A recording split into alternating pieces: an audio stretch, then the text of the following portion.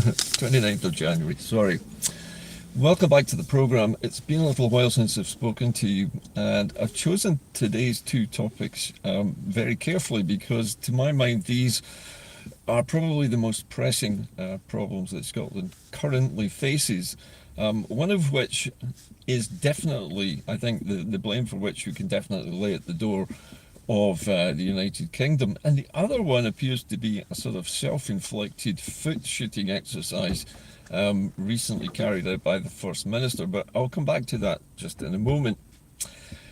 The first topic I want to talk about is drug deaths in Scotland. Now, we all know that there is a massive problem, particularly in Scotland's former industrial cities such as Glasgow, Dundee, Edinburgh, and various other, I would say, industrial cities throughout Scotland.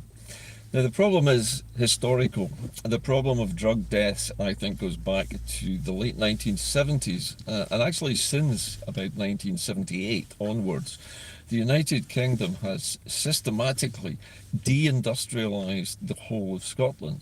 This was a very deliberate policy, and it was, I think, largely attributed to Margaret Thatcher during her tenure as the Prime Minister. And there was a deliberate deindustrialisation generally of the UK in general at the same time.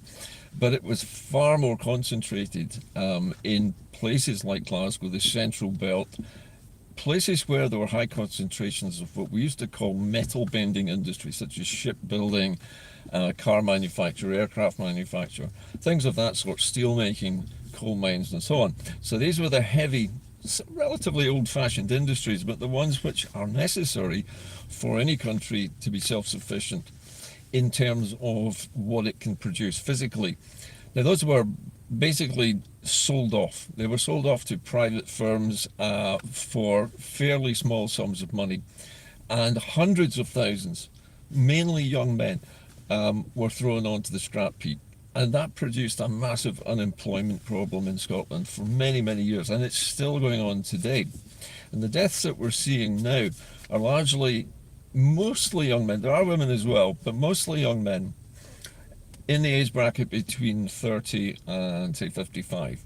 And these are young men who perhaps lived in some of the estates surrounding these big cities that were remote from workplaces, or that are now remote from any workplaces, because the factories that these settlements once served have long since been eradicated from existence. We no longer produce railway locomotives, for example. We don't produce cars anymore. We barely produce any aircraft, and the only shipyard and shipbuilding that's still operating is military and is based on the whims of the UK Ministry of Defence. So we have this historic problem of many long-term unemployed men mainly, but women also, in these so-called sink estates. These are the social housing estates which were constructed around the cities to house the working population who couldn't then, at the time, afford things like a car or a private home. And so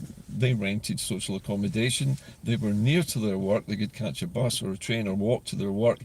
Now, and since the 1970s, there is no work for them to walk or get the bus to that they could do.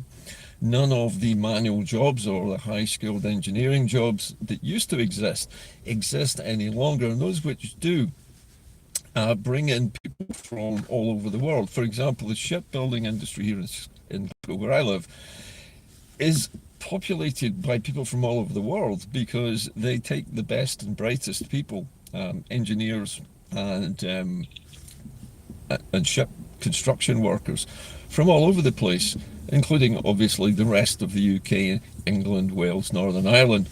And so the number of jobs which are available to young Scots, particularly in what is the last of the metal bashing industries, is very, very low, and simply has to be low because the demand for British-built warships from the Ministry of Defence is pretty low. And for warships for other countries, are mostly limited to friendly countries like Australia, New Zealand, maybe Canada, and perhaps some other former UK colonies. So we just don't have those industries anymore. And what's left are basically office jobs, or high-tech jobs. Now, there is employment in these industries, but I would have to say that in the tech industry, particularly the computer tech industry, those jobs are going as well. They are being replaced, people are being replaced now by artificial intelligence. Not just robots building stuff, but actual machines answering the phones, taking people's queries, booking appointments, and so on and so on and so on. So people are being largely eradicated from the calculations of profit margins because firms don't like having to pay people to do work. A machine doing the same job doesn't take holidays, never gets tired, doesn't get sick, and we don't have to give them holidays. And so capitalists love this, right? They just want everything done by machines because it's cheaper. But then the whole thing falls down because there are no people with any money to buy the products which the robots and the AI computers manufacture because they don't have any money, they don't have any jobs, and therefore the entire capitalist model falls to bits. It basically collapses in on itself. So this experiment, which was largely perpetrated in Scotland by the Tory government of Margaret Thatcher and has been maintained since then by every single UK government and Prime Minister since then, it's still going on. And now they are targeting people working in the tech industries to replace them with machines, with intelligent machines, which they claim can make the same judgments that human beings can, even though the machine has no empathy for human beings whatsoever, and it makes all of its decisions based on, I guess, data that it receives. So it doesn't really care what it decides to do with you, whether you get your benefits or not, whether you're entitled to compensation, etc., etc. There are no human beings left in the system. So that is the situation that Scotland is in. We lack the kinds of industries which used to employ the young men who have now gone on to become the addicts of today, who are now dying in their tens of thousands from all kinds of different drug use, including some prescription drugs. And often drugs are mixed in cocktails, sometimes with alcohol as well, to induce a kind of oblivion, which people seek when they have no hope and they are trapped in a sinky state, nothing to look forward to. And this is the Scotland designed by Thatcher and every government from the UK since 1978. Now, adding to that, it was announced, I think, yesterday in the press, in great fanfare with lots of photographs, that John Swinney had been down at the City of London signing a new agreement with the City of London. Now, before you think, oh yeah, the City of London's big and it's got millions of people, the City of London he's signing the agreement with is the corporation. The City of London Corporation is a company. And what he's doing is he's signing a deal, an agreement with the City of London to provide investment capital for Scotland. Now, when everybody saw this, and I'm talking about everybody in the independence community saw this, they quite rightly identified this as a contradiction. John Swinney has been saying that if you vote for the SNP, you're voting for independence. But he's now gone down to London and signed an agreement which makes us dependent on the City of London for our investment. Now, the City of London is not the only place where you can get investment. You could go to anywhere in the world to seek investment for Scotland. It doesn't have to be the City of London. So why has he done this? And why was he looking so sheepish and so uncomfortable, dressed in his kilt and his full attire when he was there? And I think the answers to that is that he knows that what he's doing is making Scotland financially dependent on the City of London and its corporation and its bankers and its lenders for everything that will be invested in Scotland from this time onwards. This is not independence, and having signed this agreement, I'm not sure how long this agreement runs. It could be a long time, it could be a decade. I don't know how long it lasts. The fact of the matter is he's now made us financially dependent on the City of London.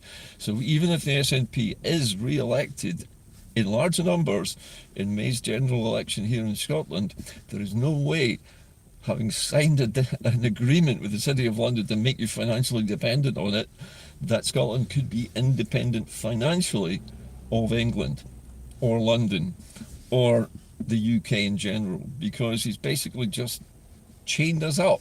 He's basically been measured for a choke chain, stuck his head out, and had that choke chain fastened around his neck so that we are financially dependent on London.